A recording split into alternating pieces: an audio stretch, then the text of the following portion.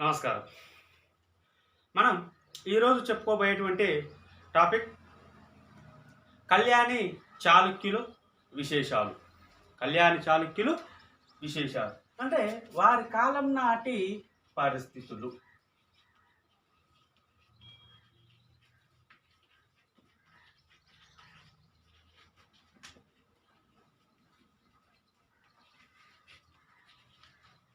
కళ్యాణి చాళుక్యులు విశేషాలు. కళ్యాణి చాళుక్యుల కాలం నాటి పరిస్థితుల గురించి మనం ఇప్పుడు చూద్దాం. అందులో ముందుగా ఒకటి పాలన, రెండు ఆదాయం, వ్యయం, తర్వాత సాహిత్య సంస్కృతి, తర్వాత మతం.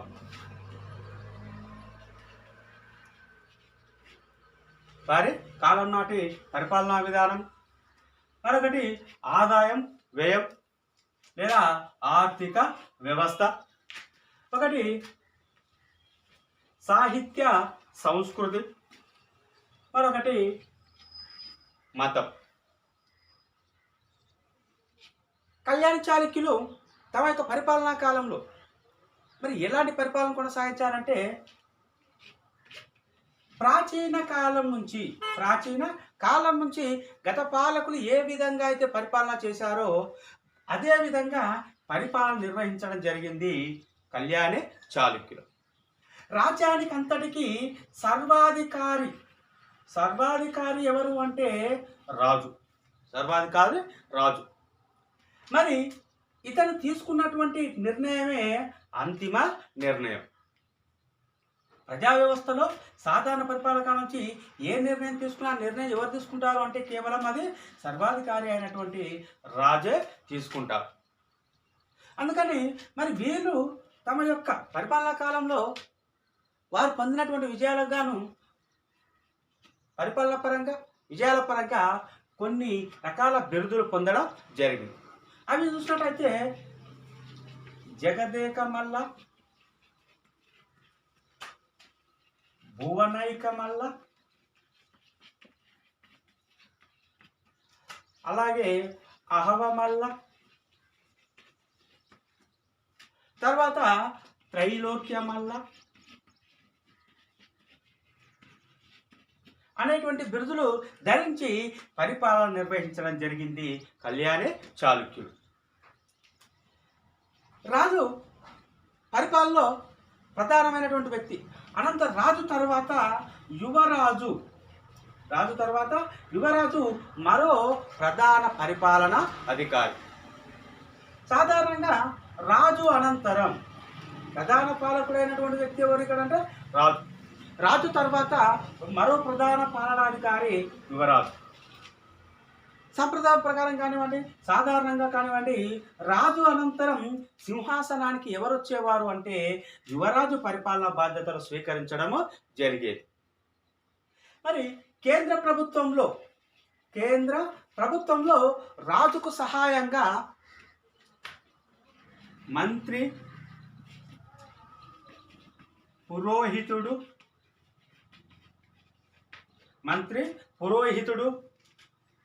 తర్వాత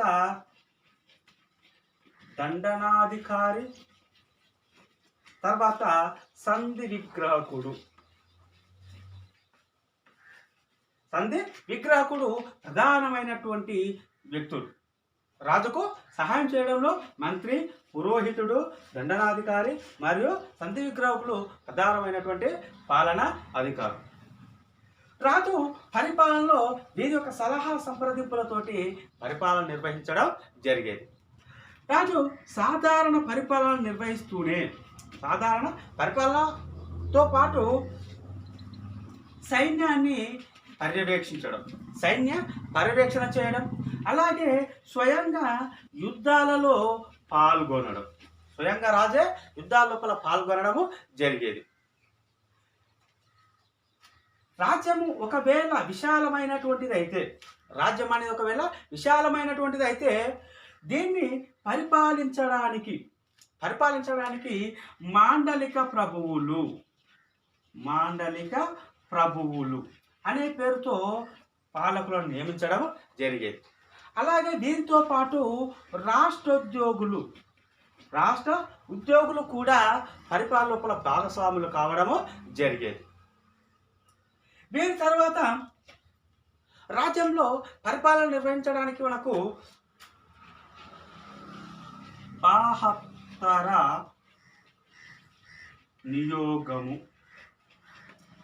72 నియోగాధికారి అని చెప్పవచ్చు. 72 నియోగము అనే పేరుతోటి 72 మంది అధికారులు ఉన్నట్లుగా శాసనాల ద్వారా తెలుస్తూ ఉంది. మరి వీరి పరిపాలన విధానం ప్రాచీన కాలం సంప్రదాయ ప్రకారం కొనసాగింది. రాజే సర్వాధికారి. మరి వీళ్ళు తమ యొక్క గొప్పతనాన్ని సార్వభౌమాధికారాన్ని సూచించే విధంగా బిరుదులు ధరించడం. మరి రాజు తర్వాత ప్రధాన పాలనాధికారిగా ఎవరు ఉండేవారు అంటే యువరాజు ఉండడం జరిగేది. మరి రాజుకు సహాయంగా మంత్రి, పురోహితుడు, దండనాధికారి, సంధి విగ్రహకులు పరిపాలనలో సహాయం చేయడం జరిగేది. ఇది వీరి కాలం నాటి పాలనా విధానంగా మనము చెప్పుకోవచ్చు. ఇక దీని తర్వాత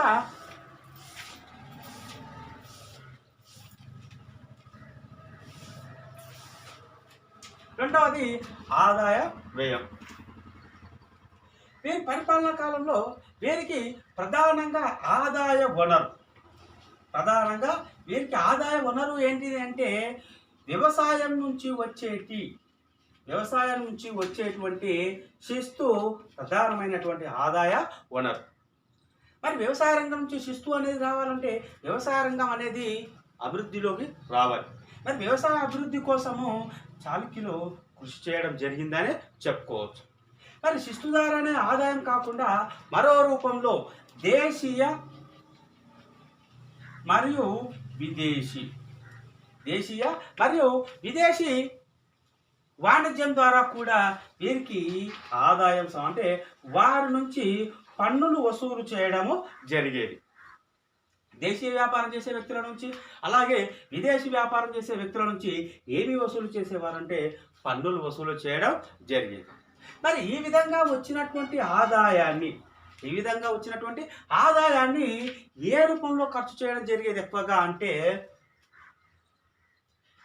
సైన్య పోషణ లేదా సైనిక పోషణలోను అలాగే దుర్గా నిర్మాణాలకు ఎక్కువ ఖర్చు పెట్టడం జరిగేది. అంతేగాక వీటి నిర్మాణానికి మరియు నిర్వహణకు ఖర్చు చేయడము జరిగేది. అంతేకాకుండా పండితులను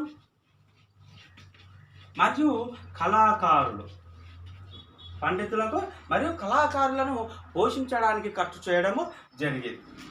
దీంతో పాటు దేవాలయాల నిర్మాణానికి ఖర్చు చేయడం జరిగేది రాజ్యానికి వచ్చినటువంటి ఆదాయాన్ని.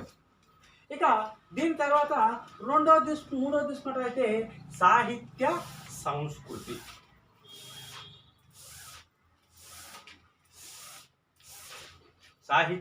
సంస్కృతి చూస్తే కళ్యాణి చాళుక్యులు కన్నడ మరియు సంస్కృత భాషలను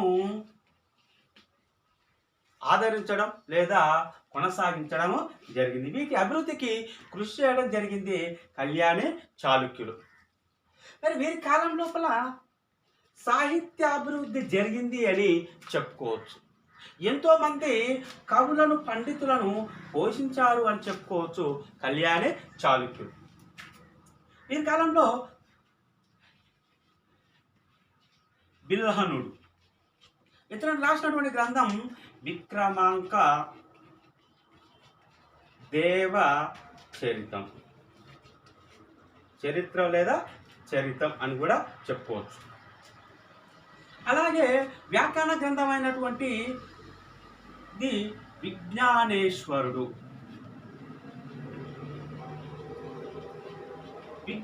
రాసిన గ్రంథం మితాక్షరి. విజ్ఞానేశ్వర రాసిన గ్రంథం మితాక్షరి. అలాగే విద్యామాధవుడు రాసినటువంటి గ్రంథం పార్వతీ రుక్మిణీయం.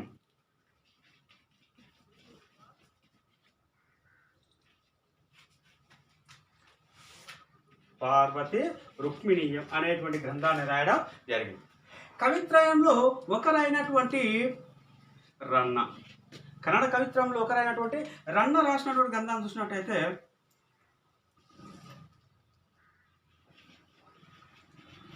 అజిత పురాణం, అలాగే గదాయుద్ధం, గదాయుద్ధం లేదా గదా యుద్ధం అనేటువంటి గ్రంథాన్ని రాయడం జరిగింది. ఇవే కాకుండా వీటితో పాటు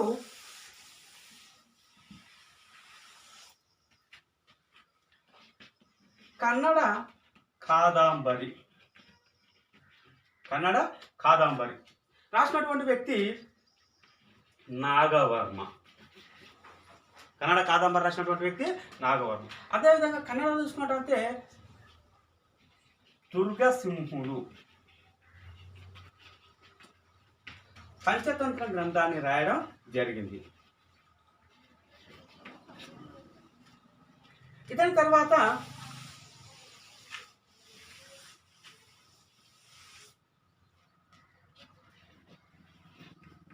నయసేనుడు ధర్మామృతం అనే గ్రంథాన్ని రాయడం జరిగింది.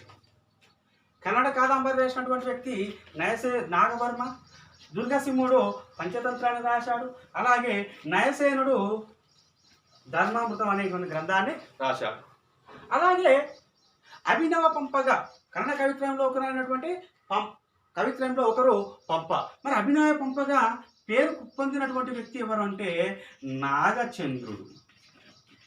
నాగచంద్రుడు కన్నడ కవిత్రయంలో పంప ఎలాగో చెప్పుకుంటామో అదేవిధంగా అభినవ పంపగా పేరు పొందినటువంటి వ్యక్తి ఎవరు అంటే నాగచంద్రుడు అని చెప్పుకోవచ్చు. మరి వీరంతా కూడా కన్నడ భాష అభివృద్ధికి అలాగే వీరశైవ మతాభివృద్ధికి కృషి చేయడము జరిగింది. ఒకవైపు కన్నడ భాషను వృద్ధిలోకి తీసుకొచ్చే ప్రయత్నం చేశారు, మరొక వైపు వీరశైవ మతాన్ని కూడా అభివృద్ధి పరిచేటువంటి ప్రయత్నము చేశారు. మరి వీరే కాకుండా బసవేశ్వరుడు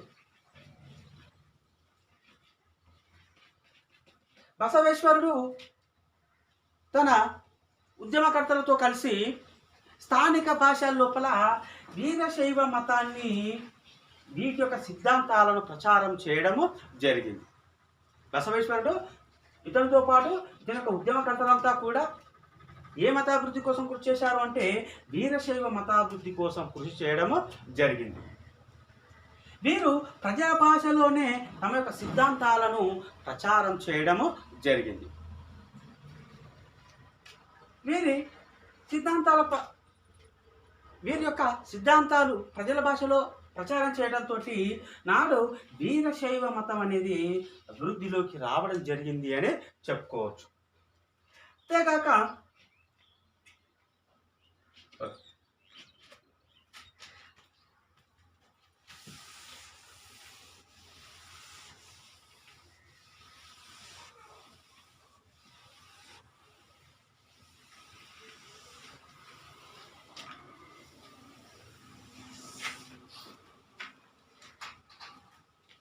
తీసుకుంటే మత విషయానికి వస్తే కళ్యాణ చాళుక్యులు జైన మరియు వైదిక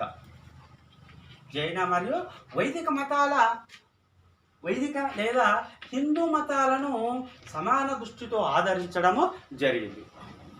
కళ్యాణ చాళుక్యులు జైన మతాన్ని ఆదరించారు, అలాగే వైదిక లేదా హిందూ మతాలను కూడా ఆదరించడము జరిగింది.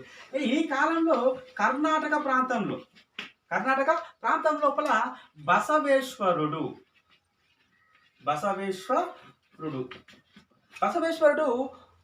వీరశైవ మతాన్ని ప్రతిపాదించడము జరిగింది. మరి బసవేశ్వరుడు వర్ణ వ్యవస్థను ఖండించడము జరిగింది.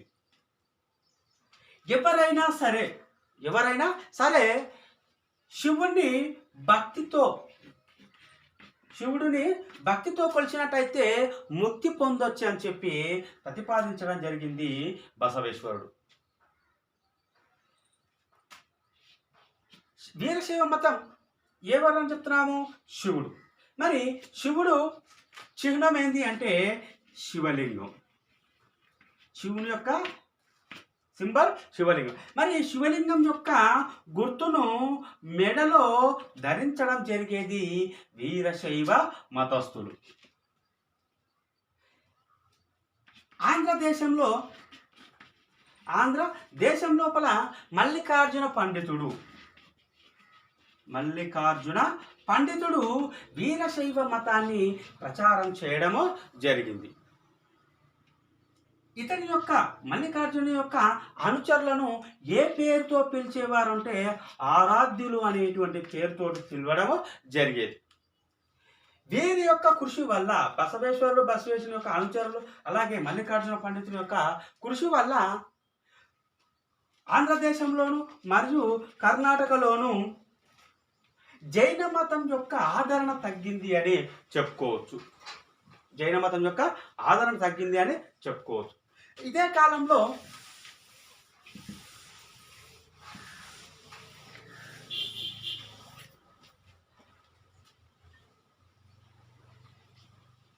వైదిక కేంద్రాలు లేదా వైదిక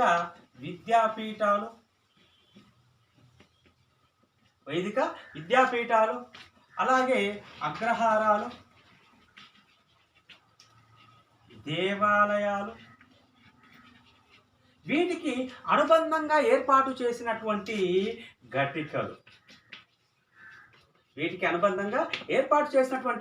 ఘటికలు దేనికోసం కృషి చేశాయంటే విద్యాభివృద్ధి కోసం కృషి చేయడము జరిగింది. ఇక్కడ ఘటికలు అంటే పాఠశాలలు లేదా విద్యాలయాలు అని చెప్పుకోవచ్చు. ఘటికలు అంటే పాఠశాలలు లేదా విద్యాలయాలు అని చెప్పుకోవచ్చు. ఇవన్నీ కూడా వైదిక విద్యాపీఠాలు, అగ్రహారాలు, దేవాలయాలు ఇవే కాకుండా వీటికి అనుబంధంగా ఏర్పాటు చేసినటువంటి ఘటికలు కూడా దేనికోసం కృషి చేశాయంటే విద్యాభివృద్ధి కోసం కృషి చేయడము జరిగింది. అలాగే కళ్యాణ చాళుక్యుల కాలంలో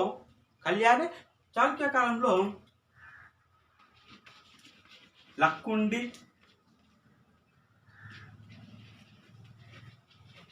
ఇరవట్టి,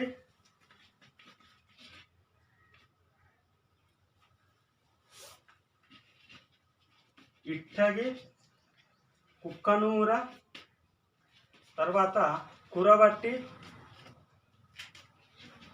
నందికంది అనేటువంటి ప్రదేశాలలో దేవాలయాలను నిర్మించడం జరిగింది కళ్యాణి చాళుక్యులు.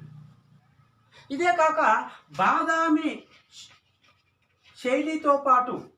కాలంలో నిర్మించినటువంటి శైలితో పాటు వీరు నూతనమైనటువంటి శైలిని తీసుకురావడము జరిగింది. ఈ నూతనమైన శైలి యాదవ మరియు కాకతీయుల కాలంలో వీరి యొక్క కాలానికి వచ్చేసరికి కొత్త మార్పును పొందడము జరిగింది. లేదా వీరి యొక్క శిల్పకళ లోపల కళ్యాణ చాళుక్యులు సృష్టించినటువంటి నూతన శిల్పకళ అనేది మనకు కనిపిస్తూ ఉంది. ఇది కళ్యాణ చాళుక్యుల కాలం నాటి విశేషాలు లేదా వారి కాలం నాటి పరిస్థితులు అని మనము చెప్పుకోవచ్చు.